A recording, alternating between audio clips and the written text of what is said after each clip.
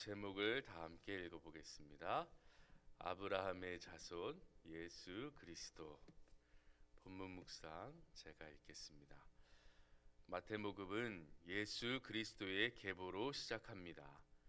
그리고 그 첫 시작을 아브라함과 다윗의 자손이라고 소개합니다. 본서가 믿음의 조상 아브라함을 특별히 자랑스럽게 여기던 유대인을 대상으로 기록된 복음서였음을 생각할 때 그 의미가 큽니다. 하나님은 아브라함에게 그의 씨를 통하여 천하 만민이 복 받을 것을 약속하셨습니다. 긴 세월이 지나도 하나님은 약속을 잊지 않으셨고 마침내 예수 그리스도를 보내주셨습니다. 아브라함도 그의 앞에 불확실한 현실들로 인해 두려움이 많았을 것입니다. 고향을 떠날 때에도 후사가 생기지 않는 긴 기다림 속에서도 이삭을 제물로 바치라 하시는 명령 앞에서도 말입니다. 그러나 그때마다 하나님은 아브라함을 설득하셨고 아브라함은 하나님의 설득을 받아들였습니다. 성경은 그것을 믿음이라고 합니다. 아브라함이 여호와를 믿으니 여호와께서 이를 그의 의로 여기시고, 이 믿음이 아브라함에게서 이삭에게로 그리고 야곱에게로 유업이 되어 전해졌습니다. 수많은 세대가 지나면서 그 믿음이 약해진 때도 있었지만 하나님은 꺼져가는 등불을 끄지 않으시고 다시 불씨를 살리심으로 믿음의 역사를 이어오게 하셨습니다.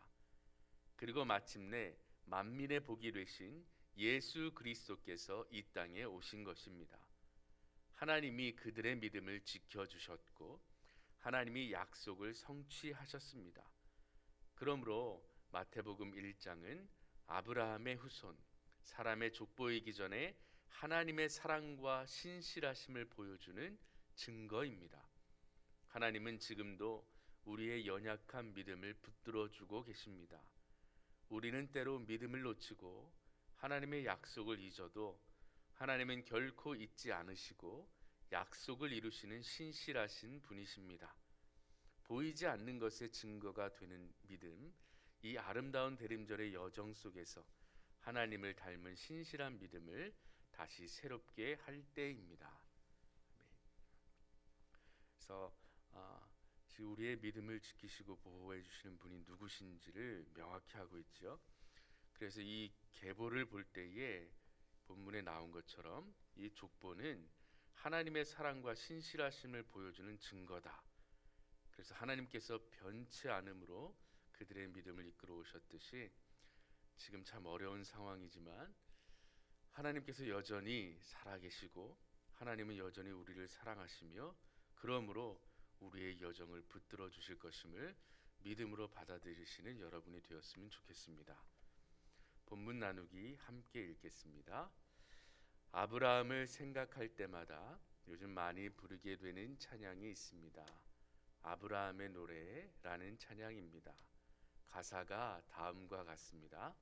약속을 이루시는 신실한 나의 주님, 조금 더딜지라도 그 말씀 신뢰합니다. 새 이름 주시고 수치를 거두시네. 내 믿음 연약할 때 먼저 찾아주시네. 이겨놓은 싸움 승리하게 하시는 여호와 일의 놀라운 주님, 밤하늘 별과 같은 축복의 약속 반드시 내게 이루시리라. 현실에 부딪혀오는 많은 문제 앞에서 속수무책으로 무너지는 저 자신의 연약한 믿음을 볼 때 주님 앞에 너무나 부끄러운 순간이 많습니다. 염려도 많고 불안함도 많고 불평도 많고, 그럼에도 불구하고 소망을 버리지 않는 것은 약한 나를 아시고 먼저 찾아와 주시는 하나님의 은혜 때문임을 고백합니다. 나를 찾아와 주신 하나님의 사랑, 바로 예수 그리스도를 통하여 그 사랑을 보이셨습니다.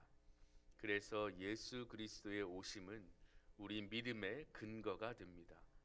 하나님을 신뢰하는 믿음이 결코 허망한 것이 아니라 얼마나 우리의 삶을 든든하게 하는 힘인지를 깨닫게 합니다. 그러므로 지금 내 앞에 보이지 않고 조금은 더딘 듯 싶어도 믿음을 가져야 합니다. 세상은 보이는 것을 믿으라 하지만 주님은 믿을 때 나 하나님의 영광을 볼 것이라고 말씀하십니다. 위에 나온 찬양은 여러분 검색하시면 금방 나옵니다.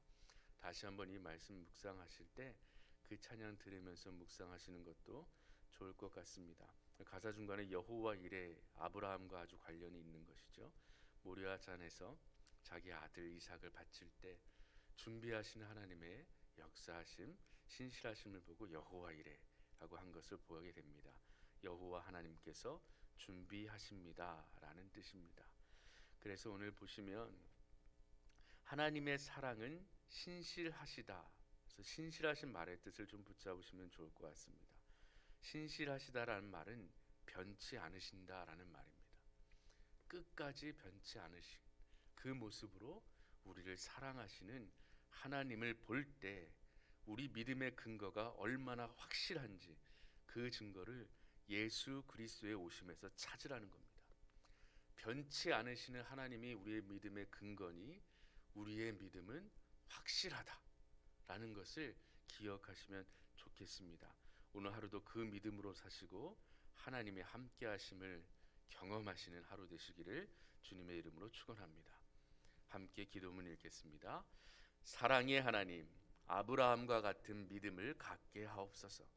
그리고 그 믿음을 제 안에서 하나님의 약속이 이루어짐을 의심치 말게 하옵소서. 예수님의 이름으로 기도드립니다. 아멘.